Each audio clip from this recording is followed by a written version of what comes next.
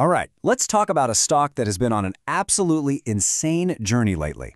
Actelis Networks, ticker ASNS. Seriously, the swings this thing has seen have been nothing short of breathtaking.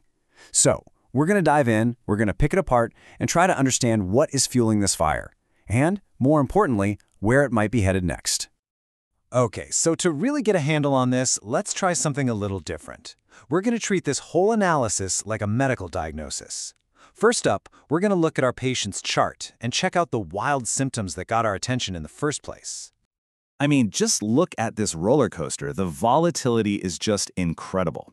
After kind of bumping along around 50 cents in July and then taking a dip in September, October came around and bam, a huge, almost vertical surge. Now, this isn't your everyday market flutter. This is the kind of extreme behavior that makes you stop and say, okay, what is going on here? So let's make it official. Our patient is Actelis Networks, ASNS. And the chief complaint? Well, it's pretty obvious, isn't it? We're talking extreme volatility and a price chart that's gone parabolic. So our job is to play doctor and figure out the cause. Is this a sign of some newfound robust health, or is it a symptom of something way more unstable? All right, just like any good diagnosis, the first thing you do is check the vitals. And for a stock, the two most important vitals are its price movement and its trading volume. These two numbers are going to give us our first real clues as to what's happening beneath the surface. So, the first vital check? Wow, the patient has an incredibly strong pulse. The price is just soaring way above both its 5-day and 20-day averages. Now, you can think of those averages as kind of like a baseline heart rate. And right now, ASNS isn't just jogging, it's in a full-on dead sprint. It's a clear confirmation of a really powerful, bullish, short-term trend. Now, for that second vital sign, trading volume. And get ready for this number, 351 million. That's how many shares changed hands in just one recent session. To give you some perspective, just a couple of months back, the daily volume was usually under 1 million. This isn't just a strong pulse, folks. This is a flat-out adrenaline surge. So what's a number that big telling us? Well, for one, it screams that this stock has caught the eye of a ton of speculators. But here's the thing. It's also a huge red flag. Remember that sprinter we talked about? This is them hitting their absolute max speed. That kind of intensity is almost impossible to maintain, and it could be a sign of what we call exhaustion, where the buyers just run out of gas. So the initial vitals show a patient with a heart that's absolutely racing. It's time to order some more advanced tests, a deeper scan. And this, well, this is where our diagnosis gets really tricky, because the results we're getting back are completely contradicting each other. And this right here is the central conflict. On one side, you've got these trend indicators like the Arun and parabolic SAR that are basically shouting, full steam ahead. They're confirming this super strong upward move. But on the other side, you have these other indicators like the RSI and CCI, and they are flashing bright, blinking red warning lights, telling us the stock is way into overbought territory. Now, overbought is a really key term here, so let's just quickly define it. All it means is that a stock's price has gone up too far, too fast, and it might be due for a cool down, a pullback. The perfect way to think about it is like a market fever.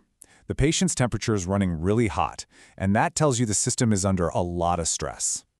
And here's another way to see that fever in action. A statistical model called linear regression, well, it predicted the price should be somewhere around 39 cents. But the actual price? It's over 60 cents. That's a massive 61% higher than where the data suggests it should be. Another classic sign of a speculative, super extended move. Okay, we've checked the vitals, we've looked at the lab results. We've got this powerful momentum clashing head-on with these clear signs of exhaustion. So, what's the prognosis, Doc? Well, based on all this conflicting information, the analysis really points toward 3 very different potential futures for our patient. So here are the 3 most likely outcomes. First, the bull case. If the price can punch through that 78-cent resistance level, think of it as a price ceiling. The fever could spike even higher. Then there's the bear case. If it drops below the 46-cent support level, a price floor, that could trigger a really fast sell-off. And finally, the neutral scenario. The stock just gets stuck in this crazy tug of war, bouncing wildly between that floor and ceiling as the bulls and bears fight it out. So, we've examined the patient, we've checked all the vitals, and we've puzzled over these conflicting test results. So what's the final verdict? What are the doctor's orders for this supercharged, feverish stock? When it all comes down to it, these are the numbers that matter. You can think of this as the battlefield map. The resistance levels on the left are the ceilings that the bulls need to smash through. The support levels on the right are the floors the bears are trying to break. The next chapter of this story is going to be written right between these key levels. And that brings us to our final diagnosis. Look, there's no denying that the short-term trend is incredibly strong. But our patient is absolutely showing all the classic symptoms of being in a highly speculative, extremely overextended state. The fever is high. So our final prescription? It's simple. Extreme caution.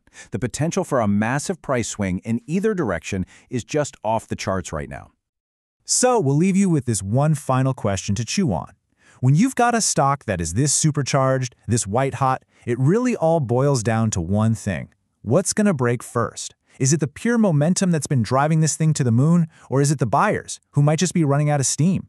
The answer to that question? Well, that's going to decide everything.